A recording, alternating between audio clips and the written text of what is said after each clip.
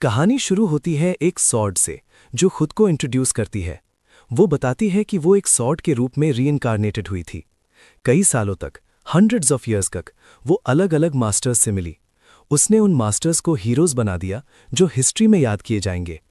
फिर वो अपने क्लोज फ्रेंड से मिली, एक लड़का जो लीनगोग नाम के एक नेमलेस रूरल विलेज में पैदा हुआ था। साथ में उन्होंने पूरी दुनिया घूमी। उन्होंने ऐसे अचीवमेंट्स बनाए जिन्हें कोई मैच नहीं कर सकता था। सीन अब प्रेजेंट में शिफ्ट होता है। मेन कैरेक्टर उसी सॉर्ड का यूज करके मॉन्स्टर्स का शिकार कर रहा है। सडनली एक जायंट ड्रैगन दिखाई देता है। ड्रैगन के मुंह से एक पर्पल ऑरा निकल रही है। मेन कैरेक्टर स्माइल करता है। वो आगे चार्ज करता है और हवा में लीप करता है। एक सिंगल मोशन में ड्रैगन का सर कट जाता है। जैसे ही सीन फेड होता है, सॉर्ड फिर से बोलती है। वो बताती है कि फ्रॉस्ट माउंटेन्स के वाइट ड्रैगन को हराने के बाद उसका फ्रेंड फाइनली एक नेशन का रूलर बन गया। उसी पल ड्रैगन स्लेयर की लेजेंड शुरू हुई। टाइम गुजरता है। अगला सीन दिखाता है कि सॉर्ड एक रॉयल पैलेस के अंदर रेस्ट कर रही है। उसके आसपास जोर जोर से आवाजें गूंज रही हैं। आवाज का सोर्स एक मोटा प्रिंस है जो टैंट्रम फेंक रहा है। प्रिंस जोर से उस सॉर्ड को अपना नया पोजेशन बताता है और रिस्पेक्ट डिमांड करता है। नाइट्स तुरंत बीच में आते हैं और प्रिंस को सॉर्ड को टच ना करने की रिक्वेस्ट करते हैं। गुस्से में प्रिंस डिक्लेयर करता है कि पैलेस में ऐसी कोई अथॉरिटी नहीं है जो उसे इसे छूने से रोक सके। अपने थॉट्स में सॉर्ड प्रिंस का मजाक उड़ाता है, पूछता है कि ये किस तरह का पिग है। वो प्रिंस की अथॉरिटी चेक करने का डिसीजन लेता है। एक सिस्टम विंडो अपीयर होती है। इन्फॉर्मेशन बताती है कि प्रिंस का आइडेंटिटी है एड्रियन लीनबर्ग, मेल, 16 ईयर्स ओल्ड। उसका एप्टीट्यूड नन लिस्ट किया गया है। उसके ट्रेट्स एक एक करके डिस्प्ले होते हैं। सॉर्ड को रियलाइज होता है कि लीनबर्ग सच में उसके फ्रेंड का डिसेंडेंट है, लेकिन वो विश्वास नहीं कर पाती कि सॉर्ड सेंट के डिसेंडेंट के पास इतना अबिस्मल एप्टीट्यूड है। प्रिंस मुश्किल से सॉर्ड उठाने के लिए स्ट्रगल करता है।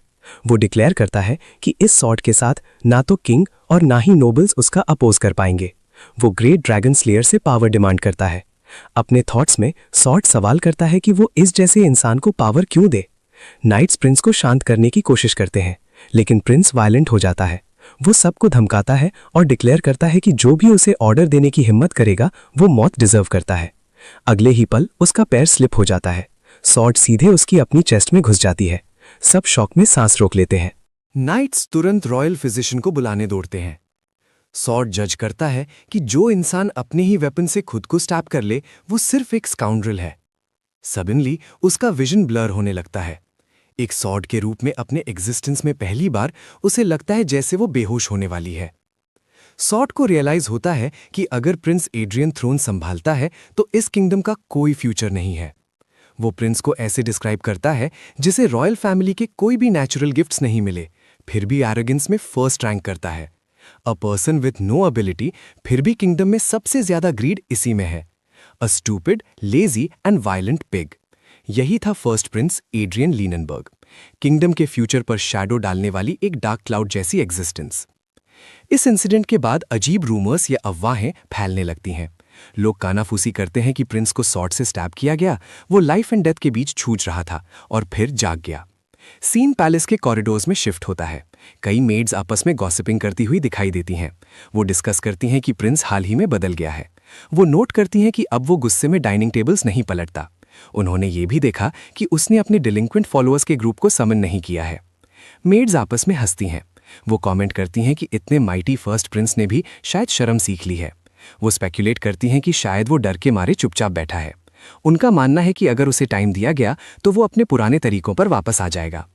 जैसे ही ये चैटर फेड होता है, सॉर्ड अपनी नैरेशन रिज्यूम करती है। वो एक्सप्लेन करती है कि जिसके बारे में बात हो रही है, प्रिंस एड्रियन, उसकी ऐसी फ्लोटिंग रूमर्स में जीरो इंटरेस्ट है। फिर वो ट्रूथ रिवील करता है। इस प्रोसेस में उसने अपने फ्रेंड के डिसेंडेंट को मार दिया और उसकी बॉडी पर कब्जा कर लिया। सीन कंफर्म करता है कि सॉर्ड की सोल अब एड्रियन की बॉडी में एंटर कर चुकी है। रूम के अंदर मेड्स एड्रियन को इन्फॉर्म करती हैं कि डॉक्टर आ गया है। एड्रियन इरिटेशन में रिएक्ट करता है, कंप्लेन करते हुए कि जब वो मर रहा था तब डॉक्टर क्यों नहीं आया। जल्दी ही एड्रियन का मास्टर रूम में एंटर करता है, मगर बॉडी के अंदर अब असली एड्रियन नहीं है बल्कि खुद सॉर्ड है। इस वजह से सॉर्ड उस आदमी को रिकॉग्नाइज नहीं कर पाता। वो क्लेम करता है कि उसकी मेमोरी चली गई है और पूछता है कि वो आदमी कौन है। मास्टर पूरे शॉक में रह जाता है। उस पल पैलेस में एक अनाउंसमेंट गूंजती है, द किंग हैज अराइव्ड। अपने थॉट्स में एड्रियन हॉस्टिलिटी से रिएक्ट करता है। किंग को दैट बास्टर्ड्स फादर बोलता है। जब वो फाइनली किंग का अपीयरेंस देखता है तो उसका परसेप्शन बदल जाता है। वो नोट करता है कि किंग एक्सपेक्टेड से काफी बेहतर लगता है। वो सोचता है कि उसने एक बार सोचा था कि टाइम लाइन के ब्लड को डॉग के ब्लड में डाइल्यूट कर देगा, लेकिन किंग को देखकर उसे रियलाइज होता है कि this is clearly not the case. King ने एड्रियन को क्लियर एरोगेंस से देखा और बोला कि एड्रियन ने अपने फादर को ग्रीट तक नहीं किया। उसने कंक्लूड किया कि surviving a brush with death does not necessarily change a person. उनके बगल में खड़े एड्रियन के मास्टर ने कामली किंग को इन्फॉर्म किया कि उन्हें अभी पता चला है कि प्रिंस की मेमोरी करंटली इंटैक्ट नहीं है। ये सुनकर एक नाइट पैनिक हो गया और शॉक में चिल्लाया कि ऐसी ट्रेजेडी हो गई है। उसने डिसबिलीव जताया कि रॉयल फिजिशियन ने इतना क्रिटिकल मैटर किंग को रिपोर्ट नहीं किया और डिमांड किया कि फिजिशियन को तुरंत बुलाया जाए ताकि प्रिंस की बॉडी को एग्जामिन किया जा सके। जल्द ही फिजिशियन ने एड्रियन को एग्जामिन किया और रिपोर्ट किया कि उसकी बॉडी में कोई फिजिकल एबनॉर्मैलिटीज नहीं है, लेकिन हो सकता है कि उसे टेम्परेरी मेमोरी लॉस हुआ हो। उस पल एड्रियन की बॉडी में रहने वाली स्वॉर्ड एंटिटी ने अंदर ही अंदर सोचा, क्या इस सिचुएशन का मतलब है कि वो डिस्कवर हो गया है?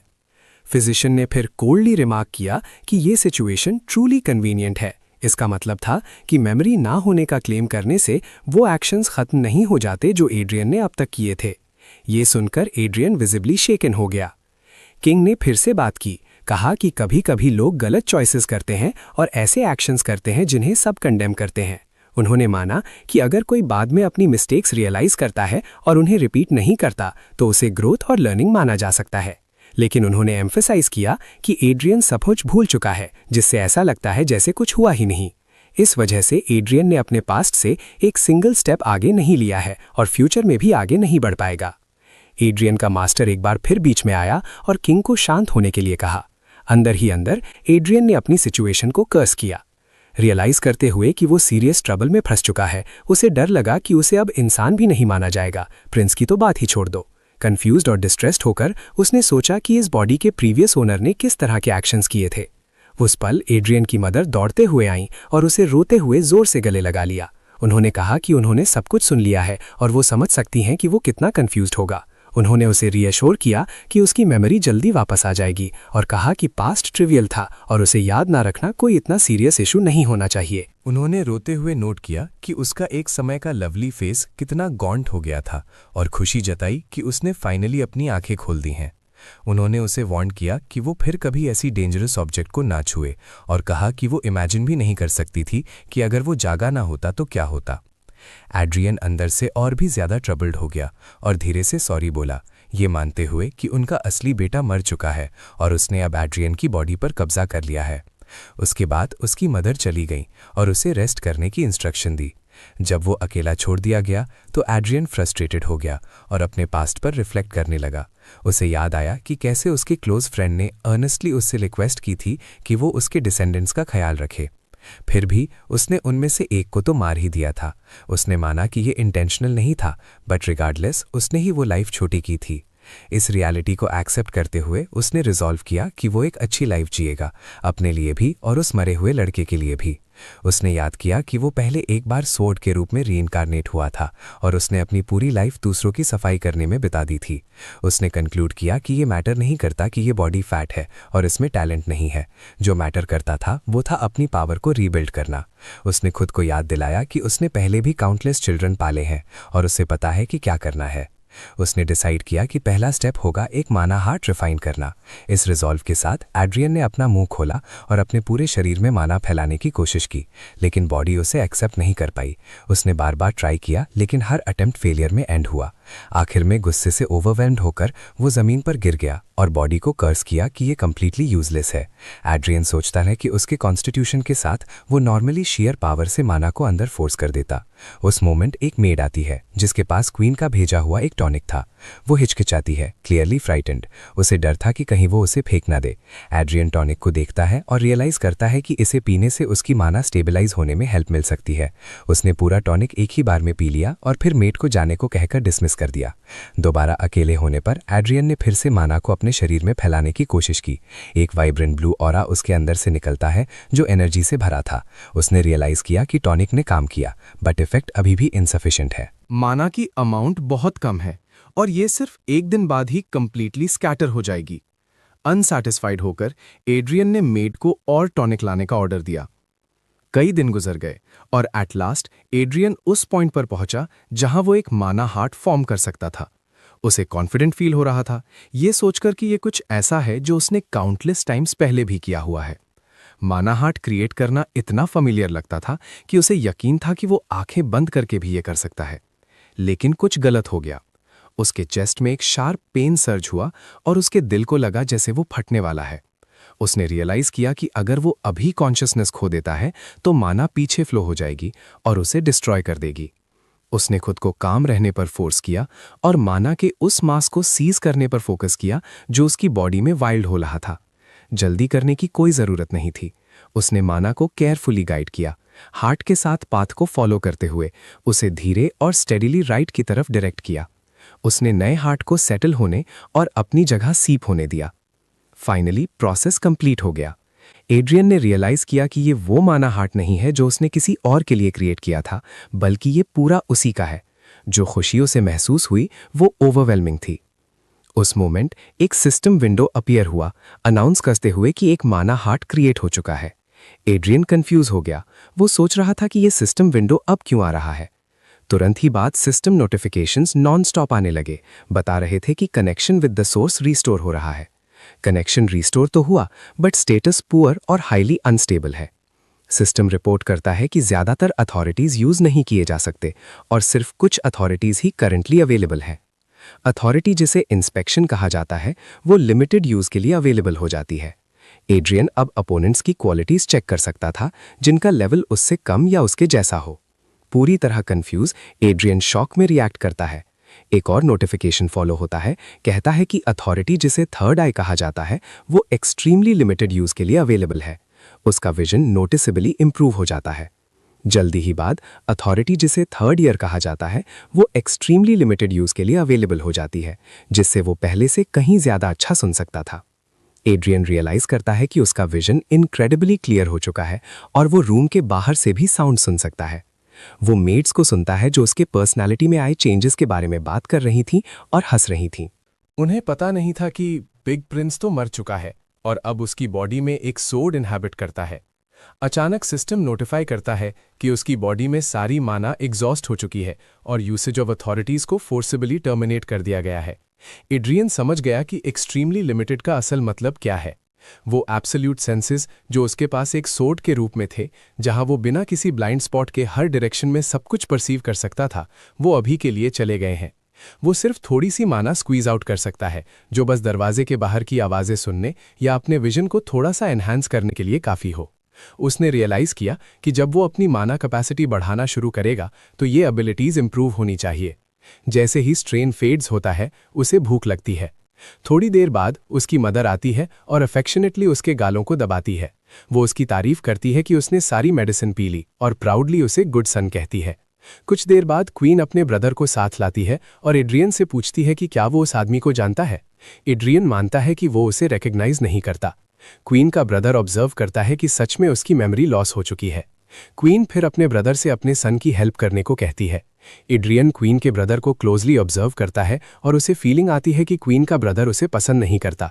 क्वीन का ब्रदर शुरू से ही अपनी पोजीशन क्लियर कर देता है। वो कहता है कि वो एड्रियन के लिए सिर्फ एक ही चीज कर सकता है, उसे एक्सेस फ्लैश शेड करने में हेल्प करना। उसने साफ कर दिया कि वो इसके अलावा कुछ नहीं प्रोवाइड करेगा और एड्रियन को ऑर्डर दिया कि वो सारी फूलिश एक्सपेक्टेशंस छोड़ दे। क्वीन रिस्पॉन्ड करती है और ग्रैटिट्यूड एक्सप्रेस करती है, कहती है कि वो इतने के लिए भी थैंकफुल है। क्वीन का ब्रदर उसे याद दिलाता है कि वो ये सेंटिमेंट ना भूले।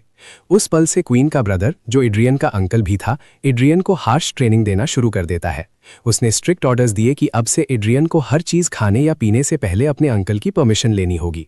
जैसे ही ट्रेनिंग कंटिन्यू होती है, एड्रियन की बॉडी प्रैक्टिस की इंटेंसिटी से कांप जाती है। अपनी एग्जॉस्शन के बावजूद एड्रियन खड़ा होता है और डिक्लेयर करता है कि वो एक बेट लगाना चाहता है। उसने रिजॉल्व किया कि 6 मंथ्स के अंदर वो अपने अंकल को उसे एक्नॉलेज करने पर फोर्स कर देगा। अपने थॉट्स में उसने वाव किया कि वो अपने अंकल के उस एरोगेंट गेज को कम से कम एक बार तो ब्रेक करेगा ही। एड्रियन बेट के टर्म्स सेट करते हुए कंटिन्यू करता है। वो प्रॉमिस करता है कि अगर वो फेल होता है तो वो अपने अंकल के हर कमांड को मानेगा। इन रिटर्न अगर वो सक्सीड होता है तो उसके अंकल को उसे एक विश ग्रांट करनी पड़ेगी। उसका अंकल इंटरेस्ट और अम्यूजमेंट के साथ रिएक्ट करता है। वो बेट एक्सेप्ट कर लेता है, कहता है कि ये कम से कम उसे एंजॉय करने के लिए कुछ देगा। जैसे ही ट्रेनिंग रिज्यूम होती है, एड्रियन अपने बोल्ड वर्ड्स पर रिफ्लेक्ट करता है। उसने रियलाइज किया कि सक्सीड होने के लिए उसे अपनी माना मोबिलाइज करनी पड़ेगी। उसने डिसाइड किया कि पहले वो पूरी बॉडी की फैट को बर्न ऑफ करने पर फोकस करेगा। एड्रियन दौड़ना शुरू करता है और एक ब्लू ऑरा उसकी बॉडी से एमिनेट होना शुरू हो जाता है जैसे ही उसकी माना एक्टिवेट होती है। उसका अंकल इस फिनोमिनन को नोटिस करता है और रियलाइज करता है कि एड्रियन ने एक माना हार्ट क्रिएट किया है। एड्रियन कॉन्फिडेंटली रिएक्ट करता है और मानता है कि उसने रिसेंटली ही एक क्रिएट करने में सक्सीड किया है। वो प्राउडली क्वेश्चन करता है कि क्या उसके अंकल को बेट लगाने का रिग्रेट हो रहा है और उस डिसीजन पर रिफ्लेक्ट करता है जो उसने माना हार्ट क्रिएट करते वक्त लिया था। उसका अंकल कामली रिस्पॉन्ड करता है और एक्सप्लेन करता है कि उसकी कंसर्न कहीं और है। वो सोचता है कि एड्रियन ने माना हार्ट क्रिएट करने का मेथड आखिर कहाँ से सीखा। एड्रियन का एक्सप्रेशन रिवील करता है कि वो नहीं समझ पाया कि उसने क्या गलत किया। उसका अंकल एक्सप्लेन करता है कि माना हार्ट तो असल में एक लो ग्रेड टेक्निक है जिसे सिर्फ लो लेवल मर्सनरीज ही सीखते हैं। ये सुनकर एड्रियन उस रेवलेशन से कंप्लीटली शॉक्ड रह गया। एड्रियन एक्सट्रीमली टेंस हो जाता है। उस मोमेंट कमांडर एक्सप्लेन करता है कि एड्रियन माना हार्ट टेक्निक को एक्सट्रीमली लो लेवल पर यूज कर रहा है। वो क्लैरिफाई करता है कि ये एक बेसिक टेक्निक है जो सिर्फ फाउंडेशनल कॉन्सेप्ट के रूप में लो लेवल रिक्रूट्स को सिखाई जाती है। ये सुनकर एड्रियन कंप्लीटली शॉक्ड था। वो समझ नहीं पा रहा था कि कमांडर क्या कहना चाहता था। एड्रियन का कंफ्यूजन देखकर कमांडर डिसाइड करता है कि सच को शब्दों से एक्सप्लेन करने के बजाय दिखाना ज्यादा इफेक्टिव होगा। ये कहते ही वो अपनी माना एक्टिवेट करता है और उसे अपने हाथ में एक रिंग फॉर्म में शेप कर देता है। कमांडर एड्रियन को इंस्ट्रक्ट करता है कि वो टेक्निक को ध्यान से ऑब्जर्व करे। जो एड्रियन देखता है वो स्टन्ड रह जाता है। उसको विश्वास नहीं होता कि ऐसी चीज पॉसिबल भी है। थोड़ी देर बाद कमांडर अपना माना एड्रियन के करीब लाता है। ये होते ही एड्रियन डर से भर जाता है, मगर वो माना चेन्स अपना असली नेचर दिखाती हैं। उनके पास माना हार्ट से जनरेट होने वाले ऑरा को क्रश करने की प्रॉपर्टी है। इस वजह से माना वहीं पर डिस्पर्स हो जाता है। ये डेमोन्स्ट्रेट करने के बाद कमांडर एक्सप्लेन करता है कि माना चेन्स माना हार्ट से कहीं ज्यादा इजी और स्टेबल हैं यूज करने में। वो ये भी बताता है कि काउंट ईली फैमिली जो माना हार्ट से चिपकी रही थी वो भी एक सदी पहले कंप्लीट रूइन में चली गई। प्रेजेंट एरा में कोई भी अब माना हार्ट यूज करने की कोशिश नहीं करता। इस इंसिडेंट के बाद एड्रियन को एक बुक पढ़ते हुए दिखाया जाता है जो माना चेन्स की बेसिक थियरी एक्सप्लेन करती है। वो उसे पढ़ते हुए बहुत सरप्राइज्ड होता है। उसे रियलाइज होता है कि टाइम और मेथड्स कितने ड्रास्टिकली चेंज हो चुके हैं।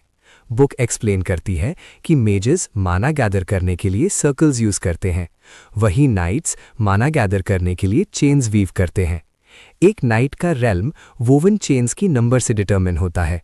स्टेजेस को सिंगल चेन, डबल चेन और ट्रिपल चेन बताया गया है। इसके आगे एक क्वाड चेन और सबसे हाईएस्ट रेल्म पेंटा चेन। ये सब पढ़ने के बाद एड्रियन धीरे धीरे जो उसने सीखा है उस पर बिलीव करना शुरू कर देता है। साथ ही वो इस नॉलेज से अस्टॉनिश्ड भी रहता है। वो आगे पढ़ता रहता है और इन्फॉर्मेशन अब्जॉर्ब करता रहता है। बहुत सारे टॉपिक्स वो थे जिनके बारे में उसने पास्ट में बहुत पहले सुना था। पढ़ते हुए वो अचानक एक ऐसी चीज देखता है जिससे वो एक्सट्रीमली शॉक्ड रह जाता है। उसे एक फेमस स्वॉट सेंट का नाम दिखता है। वो स्वॉट सेंट है अर्नेस्ट अल्ट्रिंगन। अर्नेस्ट अल्ट्रिंगन अपनी स्वॉट सेंट टाइटल के लिए दूसरों को कॉन्स्टेंटली चैलेंज करने के लिए जाना जाता था। पास्ट में उसने एड्रियन की प्रीवियस लाइफ सेल्फ को भी एक बार चैलेंज किया था। उस आदमी ने ऐसी अजीब आर्ट्स यूज की थी जो ना स्वॉर्ड्समैनशिप थी ना ही मैजिक। एड्रियन उसे बहुत क्लियरली रिमेंबर करता है। वो सोचने लगता है कि वो आदमी अब किस तरह की स्टेट में होगा। फिर सीन स्मूथली अगली सुबह शिफ्ट होता है। एड्रियन बाहर बॉडी वार्म अप कर रहा होता है। उसी वक्त कमांडर उसके पास आता है। वो एड्रियन से उस बुक के बारे में पूछता है जो वो पढ़ रहा था।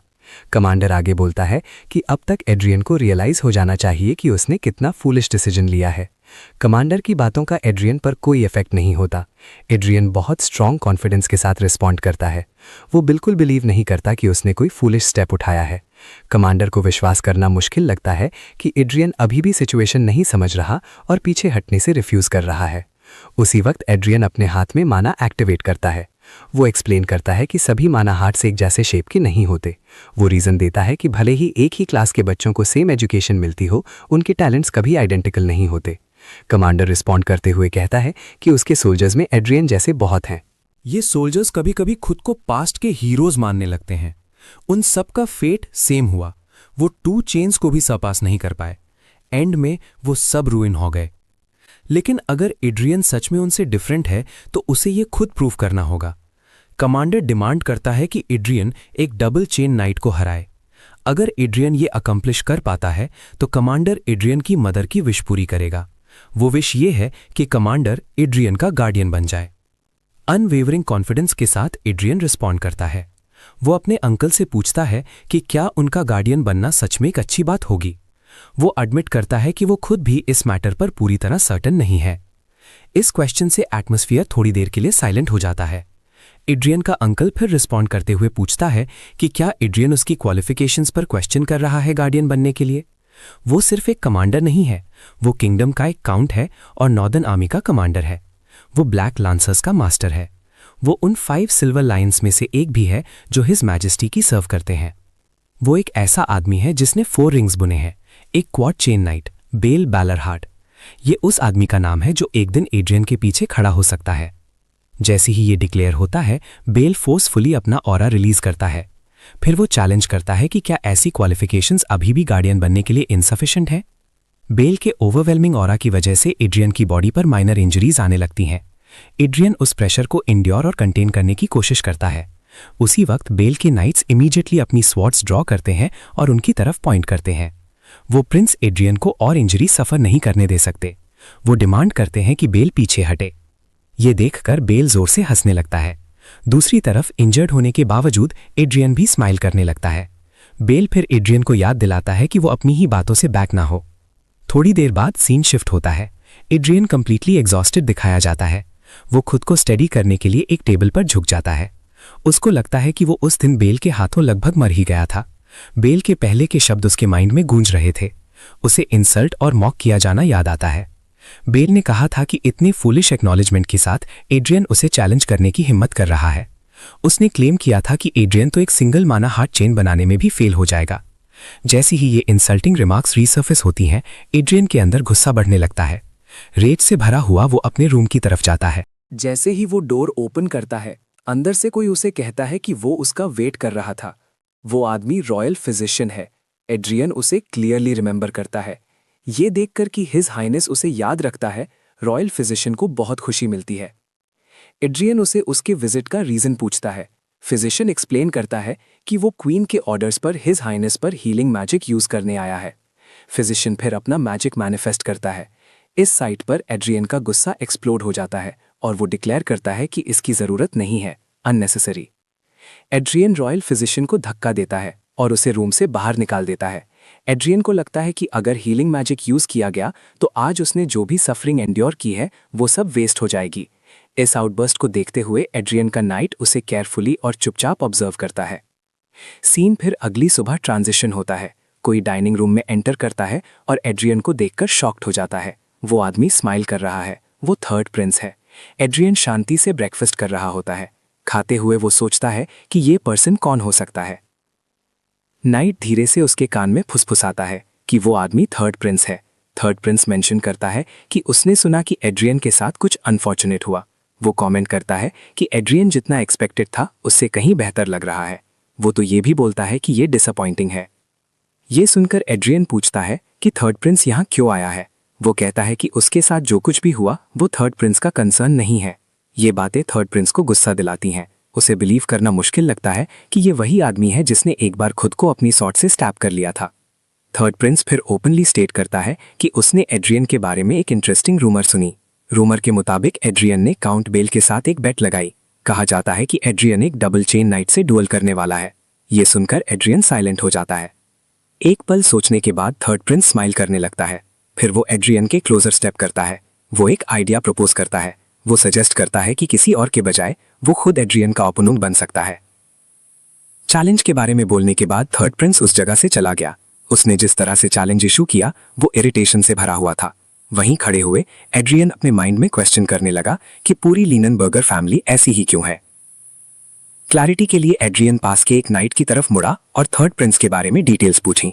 नाइट में रिवील किया कि थर्ड प्रिंस का नाम गैलियन था। फिर उसने एक्सप्लेन किया कि प्रिंस गैलियन, थर्ड प्रिंस, बचपन से ही अपनी स्वॉर्ड्समैनशिप के टैलेंट के लिए जाना जाता था। ये सुनकर एड्रियन को बिलीव करना मुश्किल लगा कि थर्ड प्रिंस जैसा फूलिश आदमी इतना टैलेंटेड भी हो सकता है। नाइट ने और डिटेल्स ऐड करते हुए बताया कि प्रिंस ने सिर्फ 14 साल की एज में ही 2 रिंग्स बना लिए थे, जिस वजह से वो एक्सेप्शनली फास्ट था। जब उनकी कॉन्वर्सेशन चल रही थी तभी एक मेड अचानक एड्रियन के पास आई, जिसके हाथ में लेटर्स का बड़ा स्टैक था। उसने इंटरप्ट करने के लिए अपोलोजाइज किया और बताया कि ये सारे लेटर्स उसके लिए आए हैं। इतने सारे लेटर्स देखकर एड्रियन शॉक्ड हो गया। उसे यकीन नहीं हुआ कि उस जैसा कोई लेटर्स रिसीव कर सकता है। एड्रियन ने उन्हें उठाया और एक एक करके खोलना और पढ़ना शुरू किया। जैसे ही वो पढ़ता गया, कुछ देर के लिए एटमॉस्फेयर शांत हो गया। हर सिंगल लेटर ने एड्रियन को फाइट के लिए डायरेक्टली चैलेंज किया था। ये चैलेंज फिल्ड लेटर्स का अग्रेसिव टोन पढ़कर वो स्टन्ड रह गया। जल्द ही एड्रियन को रियलाइज हुआ कि ये उन होलिगन्स को पीटने का एक लीगल अपॉर्चुनिटी है। इस परफेक्ट चांस को पहचानकर उसकी एक्साइटमेंट सर्च हो गई। उसने फोर्सफुली लेटर्स पकड़े और मेट को वापस बुलाया। उसने उसे इंस्ट्रक्ट किया कि हर उस शख्स का नाम लिख ले जिसने ये लेटर्स भेजे थे। सीन फिर स्मूथली शिफ्ट हुआ। अगले ही पल एड्रियन की तरफ एक वुडन स्वॉर्ड फेंका गया। इस सडन एक्शन से वो कंफ्यूज हो गया। बैले ने एड्रियन से कहा कि वो स्वॉर्ड उठाए। उसने एक्सप्लेन किया कि बेट को वैलिड रखने के लिए एड्रियन को स्वॉर्ड्समैनशिप की कम से कम बेसिक अंडरस्टैंडिंग होनी चाहिए। बैले ने आगे कहा कि वो बाद में बेसिक्स ना सिखाने का कोई एक्सक्यूज नहीं सुनना चाहता। जैसे ही एड्रियन ने स्वॉर्ड उठाया, वो हल्की सरप्राइज के साथ बैले की पर्सनैलिटी के बारे में सोचने लगा। लेकिन जिस पल उसने उसे उठाया, उसकी मसल्स में इंटेंस पेन सर्च हो गया। उसका आर्म प्रॉपर्ली मूव होने से मना कर रहा था। उसका रिएक्शन देखकर बैले ने डायरेक्टली पूछा कि क्या एड्रियन ने हीलिंग मैजिक यूज करने से अवॉइड किया है। एड्रियन ने रिस्पॉन्ड करते हुए एक्सप्लेन किया कि बैले एक नाइट होने के नाते उसे बेहतर पता होना चाहिए। उसने कहा कि हीलिंग मैजिक यूज करने से मसल ग्रोथ में इंटरफियर होता है और लॉन्ग टर्म प्रॉब्लम्स होते हैं। ये सुनकर बैले कुछ देर के लिए साइलेंट हो गया। उसे पता था कि एड्रियन गलत नहीं था। इस अंडरस्टैंडिंग की वजह से बैले ने एड्रियन के डिसीजन पर और क्वेश्चन नहीं किया। उसने एड्रियन से कहा कि वो टेक्निक को सिर्फ एक बार डेमोन्स्ट्रेट करेगा और उसे रिपीट नहीं करेगा। उसने एड्रियन को केयरफुली वॉच करने का इंस्ट्रक्ट किया। बैले ने फिर रिवील किया कि ये किंगडम की ऑफिशियल ट्रेनिंग स्वॉर्ड टेक्निक थी, जो फाउंडेशन सभी नाइट्स को उनकी अर्ली ट्रेनिंग में सिखाई जाती थी। जैसे ही उसने स्वॉर्ड को पास खींचा, बेल ने उसे इतने फोर्स के साथ मूव किया कि मल्टीपल आफ्टर इमेजेस दिखने लगे, जैसे स्वॉर्ड के क्लोन्स हों। फिर उसने एक्सट्रीम स्पीड से स्वॉर्ड को हर डायरेक्शन में घुमाना शुरू कर दिया, एक सीरियस एक्सप्रेशन मेंटेन करते हुए। स्वॉर्ड एक फ्लैशिंग बीम ऑफ लाइट जैसा दिखने लगा। बैल ने स्वॉर्ड को ऊपर उठाया और ट्रिमेंडस फोर्स के साथ घुमा दिया। इस मूवमेंट से उसके आसपास एयर का एक गोल स्वर्लिंग करंट जनरेट हो गया। इस स्वॉर्ड टेक्निक को विटनेस करके एड्रियन कंप्लीटली शॉक्ड रह गया। बैल इवेंचुअली रुक गया। एड्रियन को यकीन ही नहीं हुआ कि सोल्जर्स इस टेक्निक का फाउंडेशन बनाने के लिए यूज करते हैं। एड्रियन का एस्टोनिशमेंट देखकर बैल को उसका रिएक्शन थोड़ा स्ट्रेंज लगा। जब बैल ने स्वॉर्ड वापस उसकी जगह पर रखा, उसने एक्सप्लेन किया कि भले ही ये एक ट्रेनिंग स्वॉर्ड था जिसमें शार्पनेस की कमी थी, लेकिन ये बेसिक्स के प्रति फेथफुल था। इसी वजह से ये सीखने के लिए स्वॉर्ड्समैनशिप का बेस्ट पॉसिबल फॉर्म था। उसने ये भी जोड़ा कि एड्रियन के टैलेंट को देखते हुए ये ट्रेनिंग उसके डिजर्व से भी ज्यादा थी। ये कहने के बाद बैल थोड़ा कंफ्यूज हो गया। रीजन ये था कि एड्रियन स्माइल कर रहा था। अपने माइंड में एड्रियन ने रिफ्लेक्ट किया कि इतना टाइम गुजर जाने के बाद भी वो ग्रेट स्वॉर्ड्समैनशिप जिसने कभी मैड ड्रैगन का स्लॉटर किया था, अब उसे एक लोली ट्रेनिंग टेक्निक से ज्यादा कुछ नहीं माना जा रहा। बैल ने फिर कंटिन्यू किया और कहा कि सिर्फ ट्रेनिंग से बेट जीतने के लिए काफी नहीं होगी। उसने सजेस्ट किया कि बेसिक सीखने के बाद एड्रियन अपनी मदर से किसी और मास्टर को रिक्वेस्ट करने के लिए कह सकता है। एड्रियन ने इमीडिएटली उस आइडिया को डिसमिस कर दिया। उसने कहा कि कोई नीड नहीं है। उसने एक्सप्लेन किया कि वो कोई और स्वॉर्ड्समैनशिप नहीं सीखना चाहता। जो वो पहले से जानता था वो उसके लिए मोर देन इनफ था।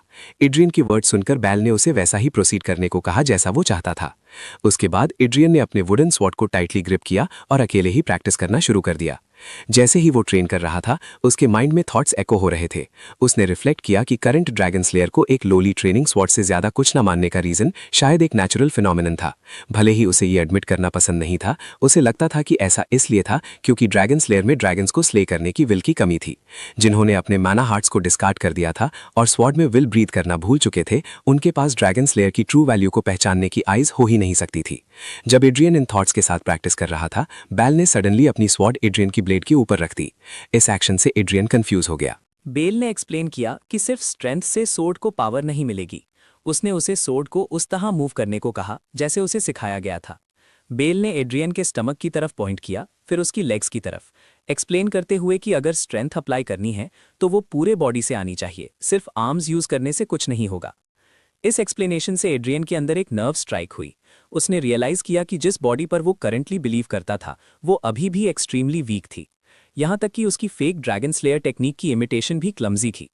फिर भी एड्रियन को फर्मली बिलीव था कि ड्रैगन स्लेयर कोई यूजलेस रेलिक नहीं था जिसे पुराने शू की तरह डिस्कार्ड किया जाए। स्टबर्न डिटर्मिनेशन के साथ उसने रिजॉल्व किया कि वो खुद को प्रूव करके रहेगा, चाहे कुछ भी हो। 2 डेज इसी तरह गुजर गए। एड्रियन ने अपनी बॉडी को स्ट्रेंथन करने के लिए रनिंग शुरू कर दी। एक और वीक बीत गया और उसने बिना रुके अपनी सोर्ड प्रैक्टिस कंटिन्यू रखी। फिर उसने माना ट्रेनिंग पर भी फोकस करना शुरू कर दिया। काउंटलेस ट्रेनिंग सेशंस झेलने के बाद अचानक उसके सामने एक सिस्टम विंडो दिखा। इसने उसे नोटिफाई किया कि उसने हार्ड ट्रेनिंग के जरिए अपना कॉन्स्टिट्यूशन चेंज करने में सक्सीड किया है। एड्रियन शॉक में मैसेज को घूर रहा था। एक और मैसेज आया जिसमें कहा गया कि severe obesity trait normal obesity में चेंज हो गया था। कॉन्स्टिट्यूशन में चेंज होने की वजह से उसका मेटाबॉलिज्म ज्यादा एक्टिव हो गया था। रिपीटेड ट्रेनिंग के जरिए वो अपनी बॉडी को यूज करने का आदी हो गया था। क्लमजी ट्रेट डिसअपियर हो गया था। एक्सरसाइज के इफेक्ट सिग्निफिकेंटली इंक्रीज हो गए थे। माना को स्टेडली एक्यूमुलेट करने के बाद उसका कॉन्स्टिट्यूशन चेंज हो गया था। ये मैसेजेस देखकर वो खुशी से भर गया। जल्द ही एक और मैसेज आया जिसमें कहा गया कि माना सेंसिटिविटी डिसऑर्डर ट्रेट डिसअपियर हो गया था और नॉर्मल माना सेंसिटिविटी ट्रेट क्रिएट हो गया था। इस पॉइंट पर एड्रियन आखिरकार अपनी सोर्ड प्रॉपर्ली स्विंग कर पा रहा था। 1 महीने पहले के कंपेयर में उसकी ग्रिप और मूवमेंट ड्रामेटिकली इंप्रूव हो गई थी। वो अपने पास सेल्फ से कहीं ज्यादा स्ट्रॉन्गर हो गया था। जॉय से ओवरवेल्म होकर एड्रियन ब्लाइंडली ट्रेनिंग करने लगा, बिना किसी रिस्ट्रेंट के खुद को पुश कर रहा था। सडन ही उसका वुडन सोर्ड शैटर हो गया। बेल ने जोर से चिल्लाकर उसे होश में लाने की कोशिश की। टूटी हुई सोर्ड का आधा हिस्सा हवा में उड़ा और जमीन पर गिर गया। एड्रियन को रियलाइज हुआ कि नाइट ने रियल ब्लेड का यूज करके उसकी वुडन सोर्ड को काट दिया था। उसके हाथ में टूटा हुआ हैंडल रह गया। उसके हाथ से ब्लड बहने लगा। भले ही तेज बारिश हो रही थी, उसके ब्लड का गहरा कलर क्लियरली विजिबल था क्योंकि वो जमीन को स्टेन कर रहा था। कंफ्यूज होकर एड्रियन ने अपने अंकल की तरफ देखा। फिर उसकी गेज शिफ्ट हुई और वो शॉक में फ्रीज हो गया। उसने देखा कि सॉर्ड प्रैक्टिस के लिए यूज किया जाने वाला wooden training board lightning strike से कंप्लीटली डिस्ट्रॉय हो चुका था। ये साइट उसे स्टंड कर गई। अंकल बेले ने गुस्से से एड्रियन पर चिल्लाया, उसे फूल कहा। उसने एक्सप्लेन किया कि अगर एड्रियन उस टेक्निक को यूज करते हुए रियल सॉर्ड पकड़े होता तो वो मर चुका होता। इस रियलाइजेशन से एड्रियन डीपली फ्राइटेंड हो गया। वो टेक्निक सीखने में इतना अब्जॉर्ब था कि उसने ध्यान ही नहीं दिया जब लाइटनिंग ने वुडन टारगेट को स्ट्राइक किया। एड्रियन ने अपनी गेज लोअर की और अपने इंजर्ड हैंड को घूरा। उसी मोमेंट एक और सिस्टम विंडो उसकी आंखों के सामने अपीयर हुआ। उसमें लिखा था कि वो एक्सट्रीम कॉन्सेंट्रेशन की स्टेट से पूरी तरह अवेकेंड हो चुका था। भले ही बॉडी को वो इंटेंस सेंसेशंस अभी भी याद थे, एक नया ट्रेट सुपर कॉन्सेंट्रेशन क्रिएट हो गया था। ये देखकर एड्रियन खुशी से हंसने लगा। उसके दिमाग में उसने सोचा कि अगर वो ट्वाइस एज हार्ड कॉन्सेंट्रेट करेगा तो शायद उस पर लाइटनिंग गिर जाएगी और वो मर जाएगा। जैसे ही ये थॉट उसके दिमाग में आया, उसकी बॉडी गिव आउट हो गई। एड्रियन कॉन्शियसनेस लूज करने लगा। एक नाइट उसकी तरफ दौड़ा, पर बेले ने सबसे पहले एड्रियन को पकड़ लिया। वो उसे अस्टॉनिशमेंट से घूर रहा था। दिनों की एग्जॉशन के कारण एड्रियन की बॉडी अब मूव करने के काबिल नहीं थी। उसने कितनी मेहनत की थी ये देखकर बेले ने कंक्लूड किया कि एड्रियन सच में बहुत स्टबर्न फेलो है। नेक्स्ट सीन में एड्रियन अपनी नींद से जागा और तुरंत बेड से उठ गया। अपनी बॉडी की लिमिट्स को बिना सोचे वो बियॉन्ड रीजन खुद को पुश करता रहा था। जैसे ही उसने अपनी सांस स्टेडी की, उसके थॉट्स आगे बढ़े। उसे याद आया कि एक सॉर्ड के रूप में वो हर पॉसिबल अकम्प्लिशमेंट अचीव कर चुका था। The nameless war hero, the sword master, the mercenary king और एक किंगडम का फाउंडर। उसे याद है कि उसने कैसे वॉर्स को विक्ट्री तक लीड किया, फ्लैश और सोल दोनों को एलिवेट किया और काउंटलेस हीरोज के पाथ्स को गाइड किया। ग्र्यू हॉर्न उसकी मेमोरीज में एक वाइज एडवाइजर और आउटस्टैंडिंग टीचर के रूप में दिखाई दिया। लेकिन इस सब के बावजूद उसने रियलाइज किया कि वो हिस्ट्री के ग्रैंड फ्लो में हमेशा एक थर्ड पार्टी से ज्यादा कुछ नहीं था। जब वो इन थॉट्स में खोया था, उसकी नज़र फिर से अपने इंजर्ड हैंड पर पड़ी। वो रिफ्लेक्ट करता रहा कि यही वजह थी कि उसने अपनी शॉर्ट स्विंग की जब तक वो इस स्टेट तक नहीं पहुंच गया। पसीने, मेहनत और सारे फ्रूट्स को पूरी तरह से अपना बनाना, इस सेंसेशन से वो इंटॉक्सिकेटेड था। साथ ही वो एक्नॉलेज करता है कि अगर चीज़ें इसी पेस से चलती रहीं तो उसकी वीक बॉडी जल्दी ही रुइन हो जाएगी। उसने कंक्लूड किया कि माइंड और बॉडी को बैलेंस्ड होना चाहिए। उसने नोट किया कि माना हार्ट क्रिएट किए हुए 1 महीने से ज्यादा हो गया है और उस दौरान उसने काफी कंसिडरेबल अमाउंट में माना गैदर कर लिया है। इसलिए वो सोचता है कि उसे जल्द ही नेक्स्ट स्टेज पर मूव ऑन करना चाहिए। इस रिजॉल्व के साथ एड्रियन ने अपना माना एक्टिवेट करना शुरू किया। एक सिस्टम विंडो अपीयर हुई जिसमें एक मैसेज डिस्प्ले हुआ जो उसकी सक्सेस को कंफर्म कर रहा था।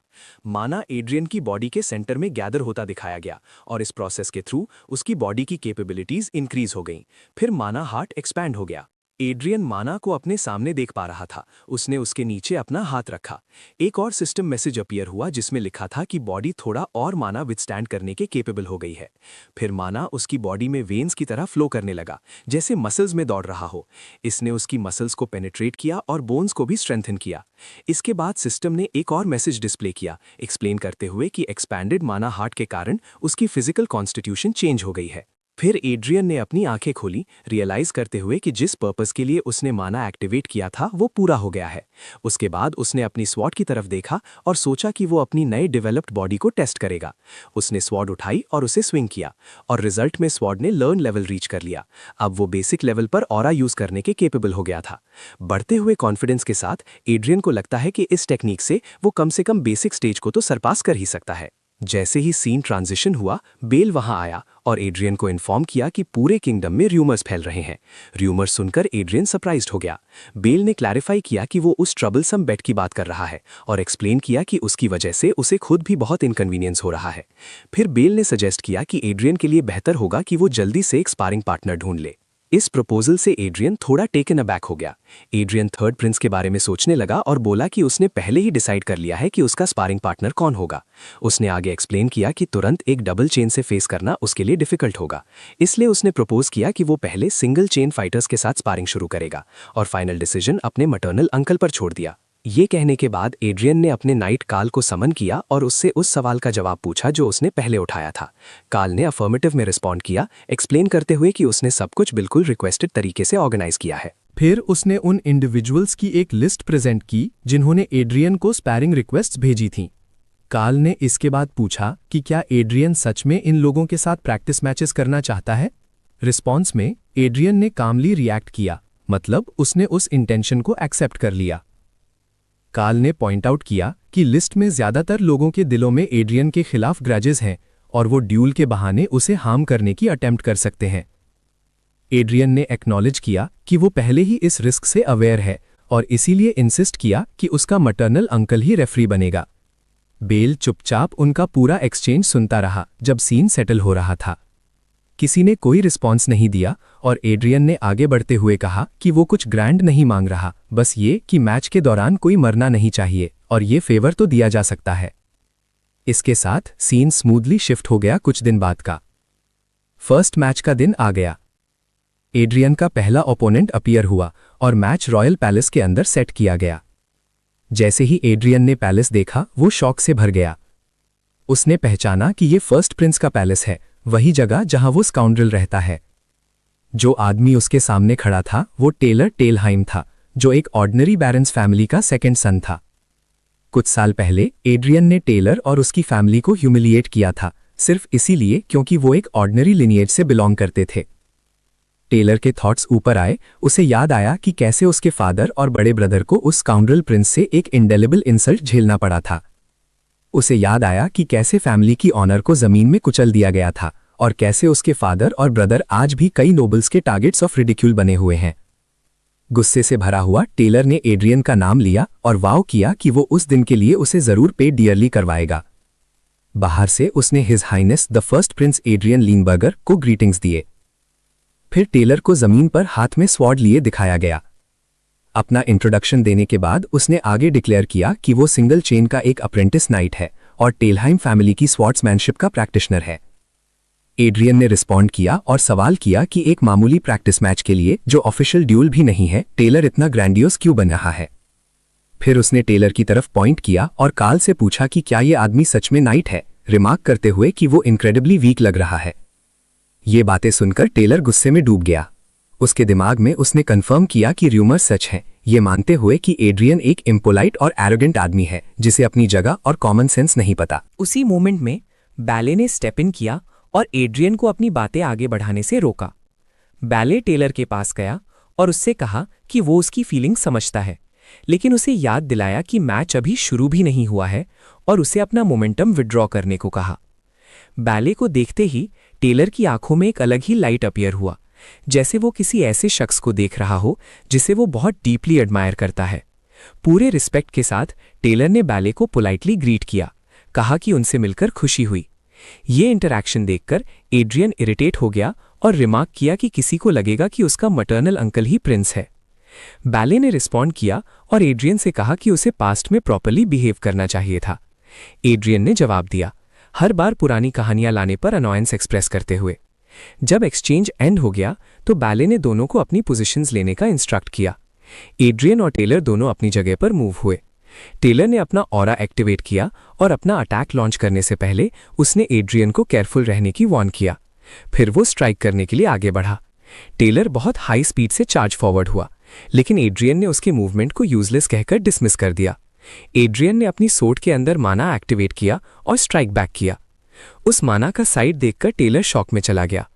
एड्रियन के अटैक के प्रेशर में टेलर घसीटा गया और वायलेंटली पीछे धकेला गया। उसे बिलीव नहीं हो रहा था कि एक माना हार्ट माना चेन को ऐसे तोड़ सकता है। जब मोमेंट सेटल होता है, एड्रियन शांति से रिमार्क करता है कि ये तो बस एक हल्का टिंगलिंग सेंसेशन है। टेलर को एड्रियन की बातें समझ नहीं आती और ऑडियंस को तभी एड्रियन की सोच से एक अजीब आवाज आने लगती है जो उन्होंने पहले कभी नहीं सुनी थी। सब लोग कंफ्यूजन में थे। बैले को ये क्लियरली समझ आता है कि ये एक सोट क्राई है और वो खुद भी डीपली शॉक्ड है। टेलर एक्सेप्ट नहीं करता कि क्या हो रहा है और ओवरवेलमिंग रेट से भरकर दोबारा अटैक करने के लिए आगे बढ़ता है। टेलर के एक्सप्रेशन में वो गुस्सा देखकर एड्रियन टेकन अबैक हो जाता है। दोनों सोर्ड्स एक ही टाइम पर क्लैश होती हैं और हवा में स्पार्क सड़ती हैं।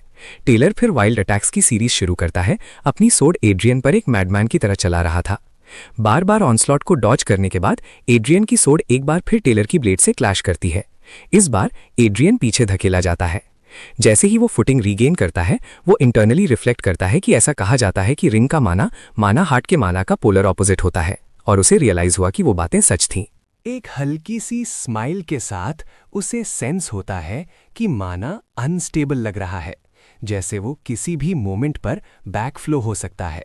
अभी भी टेलर का सामना करते हुए एड्रियन शार्पली टेलर के स्टेटस को उठाता है, सेकंड सन ऑफ बैरन टेलहाइम। वो अपनी स्वॉर्ड उसकी तरफ बढ़ाता है और उसे अपना माइंड काम करने को कहता है। उसके बाद एड्रियन अपनी आंखें बंद करता है और अपने सेंसेस पर कंसंट्रेट करना शुरू करता है। उसे ऐसा लगता है जैसे वो पानी में सबमर्ज हो गया हो और उस स्टेट में उसके अंदर कुछ जागता है। वो पहचानता है कि ये उसकी खुद की सोल का एक पार्ट है, जिसे बहुत से नामों से जाना जाता है, जैसे कि मैजिक स्वॉर्ड या डिवाइन स्वॉर्ड। उसी वेरी मोमेंट पर एक ड्रैगन्स आई के खुलने का इमेज दिखता है और एक सिस्टम विंडो पर मैसेज आता है, द माना heart has accepted a grand will that a single color has been overlaid upon the previously colorless mana heart, and that the sleeping will of the dragon slayer has awakened. Adrian inwardly सोचता रहता है, realise करता है कि ये उस sword की memory है जो सबसे रिसेंटली एक्टिव थी, और ये हार्ट का एसेंस है जिसे स्पेसिफिकली ड्रैगन्स को मारने के लिए बनाया गया था। एक और सिस्टम मैसेज आता है, the heart of the dragon slayer has been activated. Adrian फिर अपनी आंखें खोलता है, जो अब पूरी तरह से रेड ह्यू में कवर हो चुकी हैं। उसका हार्ट वायलेंटली पाउंड करने लगता है। उसके अंदर से एक ड्रैगन शेप्ड ऑरा निकलना शुरू हो जाता है। एक और सिस्टम मैसेज आता है, स्टेटिंग कि the energy flowing from the heart of the dragon slayer has merged with the dragon slayer sword.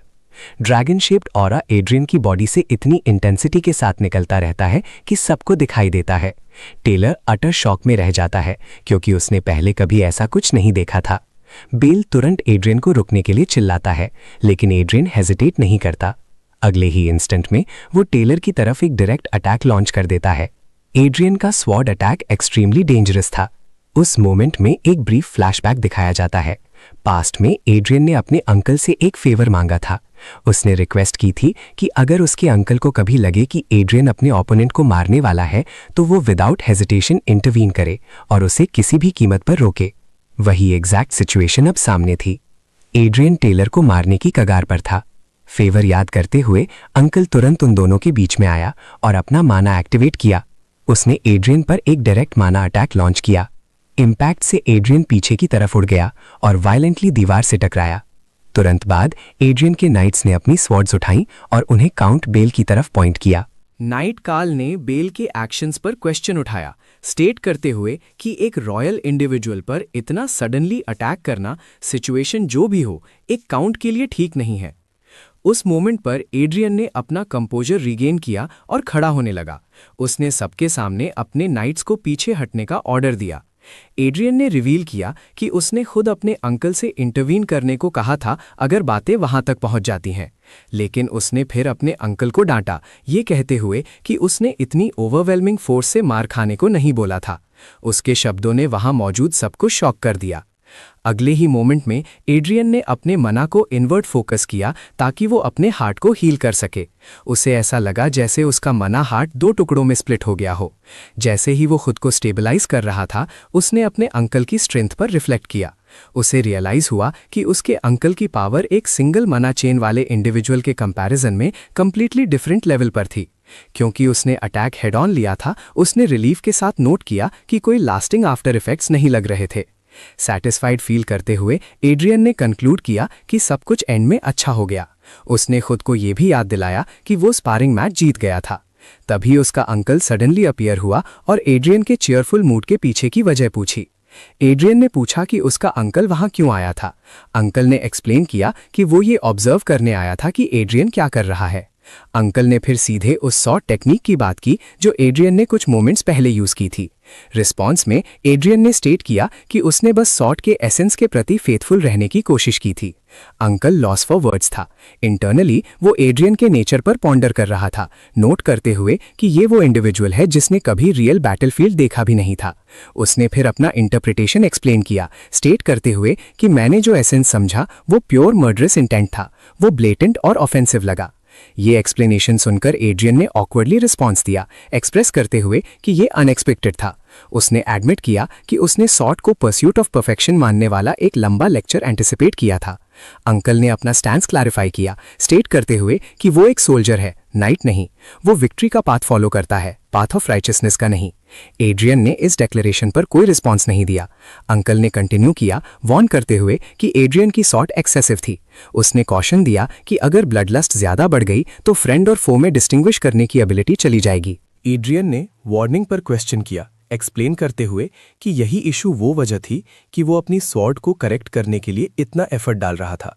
Reply में अंकल ने स्टेट किया कि वो बस ऑब्जर्व करेगा, वो देखेगा कि क्या एड्रियन अपने इनर डीमन से कंज्यूम्ड हो जाएगा या उन्हें ओवरकम कर लेगा।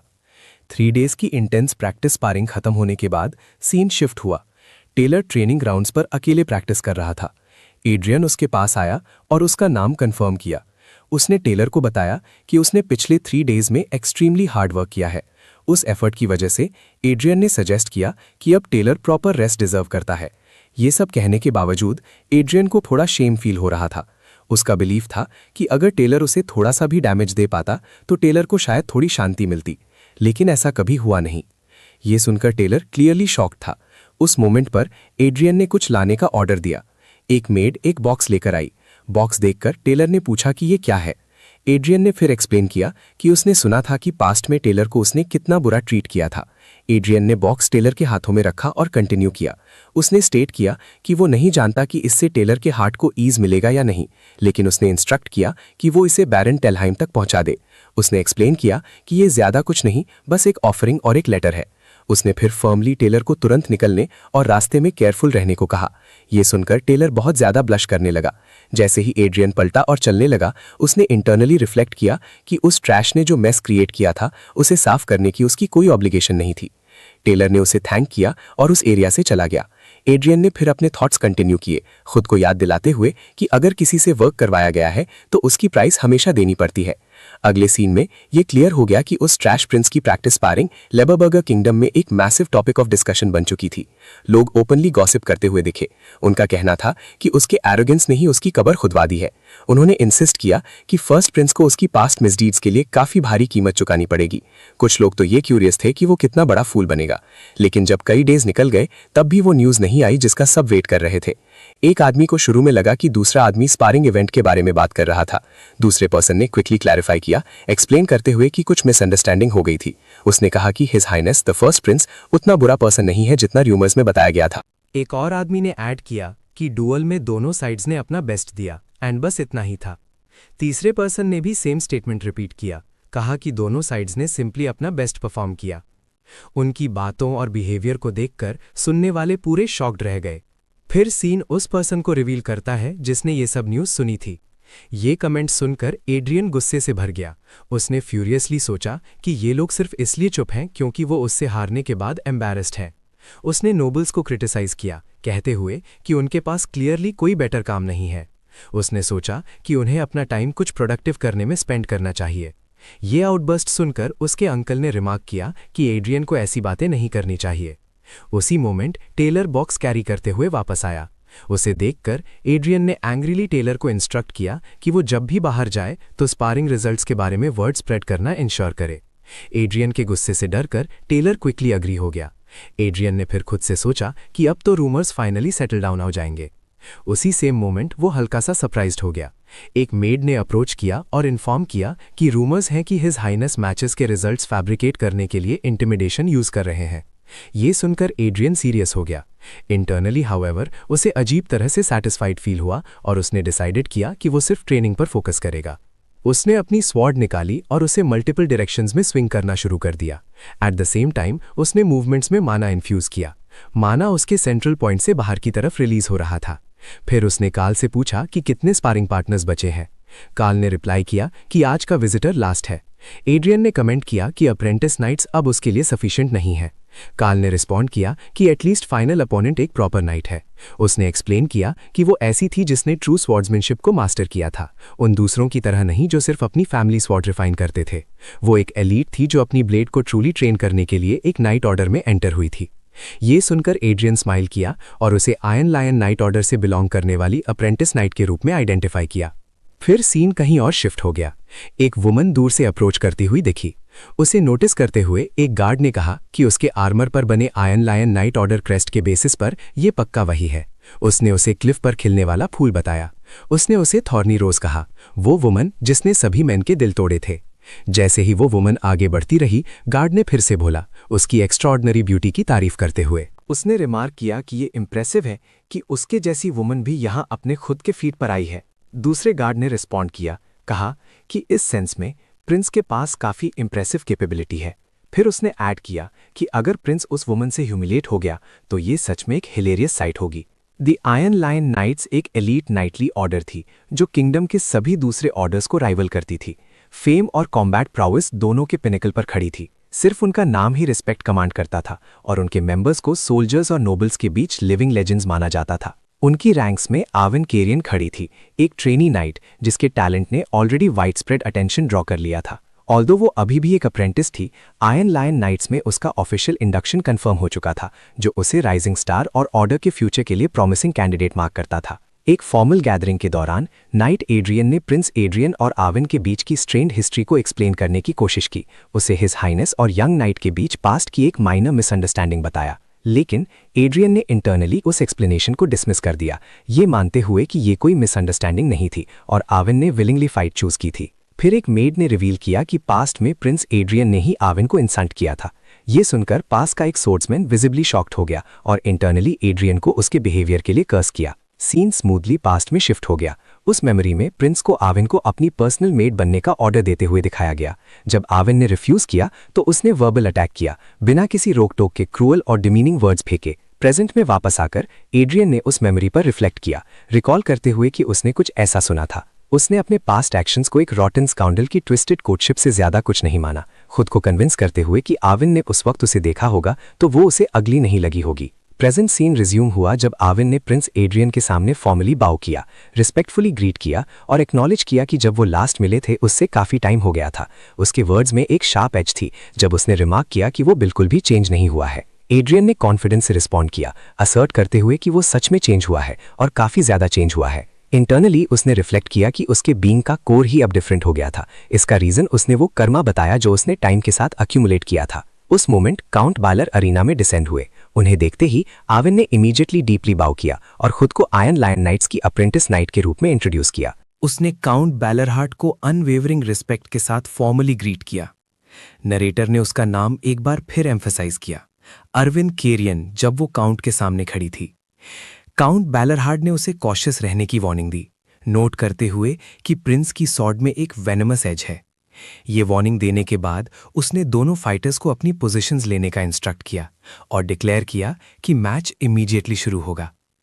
जैसे ही डुअल कमेंस हुआ, एड्रियन ने आर्विन को क्लोजली ऑब्जर्व किया। आयन लायन नाइट की होपफुल प्रॉस्पेक्ट की स्किल के बारे में क्यूरियोसिटी एक्सप्रेस की। आर्विन ने बिना हेजिटेशन अपना फर्स्ट अटैक लॉन्च किया। एड्रियन ने नोटिस किया कि उसके मूवमेंट्स शार्प और रिफाइंड थे, जो एक अप्रेंटिस से एक्सपेक्ट किए जाने वाले लेवल से काफ़ी आगे थे। उसने उसके एब्डोमेन पर एक पावरफुल स्ट्राइक लैंड की, जिससे उसके माउथ से ब्लड निकलने लगा। एड्रियन ने रियलाइज़ किया कि माना रिफ्लक्स शुरू हो चुका था।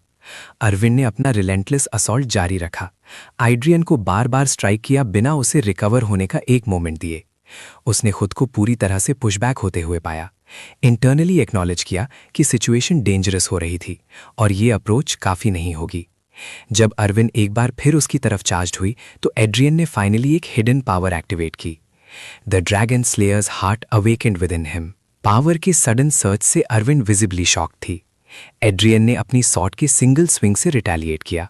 अरविंद को स्ट्राइक अवॉइड करने के लिए पीछे लीप करने पर मजबूर कर दिया। जैसे ही उसने अपनी फुटिंग रीगेन की, उसने डिसबिलीफ में घूरा। ये सोच रही थी कि वो किस तरह का शॉर्ट स्टाइल यूज कर रहा है। एड्रियन ने कॉन्फिडेंटली स्मर्क किया, ये रियलाइज करते हुए कि सिर्फ एक रिंग पजेस करने से सब सेम नहीं हो जाते।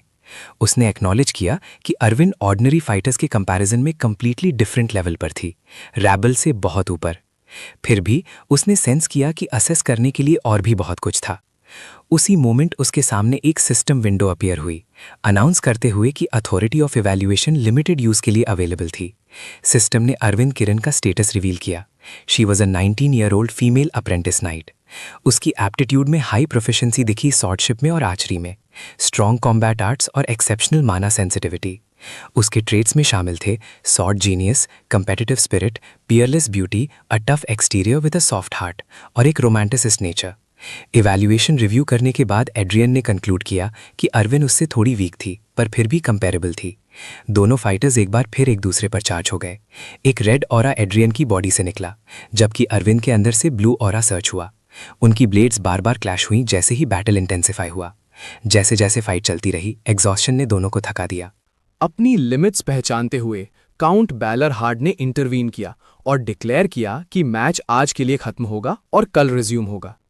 एड्रियन ने कॉन्फिडेंटली बोला कि वो बस अभी फिनिश करने ही वाला था। अरविंद ने स्मर्क करते हुए जवाब दिया कि वो भी यही सोच रही थी। एड्रियन हंसा और सजेस्ट किया कि वो तुरंत एक और मैच कंटिन्यू करें, लेकिन काउंट बैलर ने स्टर्नली उन्हें रुकने का ऑर्डर दिया। उन्होंने दोनों को तुरंत मेडिकल ट्रीटमेंट लेने का इंस्ट्रक्ट किया। जब उनका ट्रीटमेंट हो रहा था, एड्रियन रेजोल्यूट रहा, अंदर ही अंदर वाव किया कि वो हारेगा नहीं। अगले दिन दोनों फाइटर्स अरीना में वापस आए, ड्यूअल रिज्यूम करने के लिए रेडी। क्राउड में नाइट्स आपस में विस्पर कर रहे थे, नोट करते हुए कि मैच को 3 दिन हो चुके हैं और डाउट जता रहे थे कि कोई भी कंबैटेंट आसानी से हारेगा। कुछ ने माना कि अरविंद की स्ट्रेंथ तो वेल नोन थी, जबकि दूसरों को सरप्राइज हुआ कि प्रिंस एड्रियन कितनी फियर्सली फाइट कर रहा था। बहुतों ने होप किया कि आज का मैच फाइनली कंक्लूजन पर पहुंचेगा और एक विक्टर डिक्लेयर होगा। मैच शुरू होने से पहले एड्रियन ने अनाउंस किया कि उसे कुछ कहना है। अरविंद ने जवाब दिया कि अगर वो अपोलोजाइज करने का सोच रहा है तो उसे ऐसी एक्सपेक्टेशंस नहीं थी। एड्रियन ने क्लैरिफाई किया कि अपॉलॉजी उसका इंटेंशन नहीं था। उसने पॉइंट आउट किया कि क्योंकि वो इतनी फियर्सली फाइट कर रहे हैं तो विनर के लिए एक प्राइज होना चाहिए। उसने प्रपोज किया कि लूजर विक्टर की एक विश पूरी करेगा। अगर नील करने को कहा गया तो लूजर नील करेगा। अगर प्रोस्ट्रेट होकर अपोलोजाइज करने को कहा गया तो वो कंप्लाई करेंगे। ये सुनकर आसपास के नाइट्स अलार्म में आ गए। उन्होंने वॉर्न किया कि रॉयल फैमिली का मेंबर होने के नाते प्रिंस बिल्कुल ऐसी प्रोपोजिशन नहीं बना सकते और उन्होंने उससे अपने वर्ड्स विड्रॉ करने की अर्ज किया। एड्रियन ने उन्हें डिसमिस किया, आउटसाइडर्स को ऑर्डर दिया कि वो इसमें ना पड़े और क्वेश्चन किया कि इतने सारे स्पेक्टेटर्स इंटरफियर क्यों कर रहे हैं। अरविंद ने फिर कंपोजर के साथ रिस्पॉन्ड किया, भले ही वो अभी अप्रेंटिस की। उसने सबको याद दिलाया कि वो लेबबर्गर रॉयल फैमिली की लॉयल नाइट है। उसने कहा कि वो कभी भी लीज मैजेस्टी उनकी हाइनेस के खिलाफ कमिट नहीं करेगी। हाउएवर, जब तक टर्म्स उनके द्वारा परमिटेड बाउंड्स के अंदर हैं, उसे लगता था कि वो बेट का प्राइज लेने की एंटाइटल्ड है। एड्रियन ने अप्रूविंगली स्मर्क किया, उसकी रीजनिंग की तारीफ की और वॉर्न किया कि बाद में कोई भी टेकिंग इट बैक नहीं होगा। उसके साथ ही दोनों फाइटर्स एक बार फिर एक दूसरे पर लॉन्च हो गए। एड्रियन ने इतना तेज स्लैश किया कि अरविंद स्टन रह गई। उस पल उसे रियलाइज हुआ कि वो शुरू से अपनी ट्रू पावर छिपा रहा था। उनकी स्वॉर्ड्स बार बार क्लैश हुई, हर इम्पैक्ट के साथ स्पार्क्स उड़ रहे थे। आर्विन ने एक पावरफुल स्ट्राइक दिया जिसने एड्रियन को पीछे धकेल दिया। अचानक एड्रियन आगे चार्ज हुआ और एक डेवस्टेटिंग अटैक एग्जीक्यूट किया। उसके स्ट्राइक की फोर्स ने आर्विन की सोट को पूरी तरह से शैटर कर दिया। आर्विन शॉक में फ्रीज हो गई, उसके चेहरे पर सौरो था जब उसने अपने हाथ में टूटी हुई ब्लेड को देखा। विक्टोरियस खड़ा होकर एड्रियन ने कामली डिक्लेयर किया कि वो जीत गया।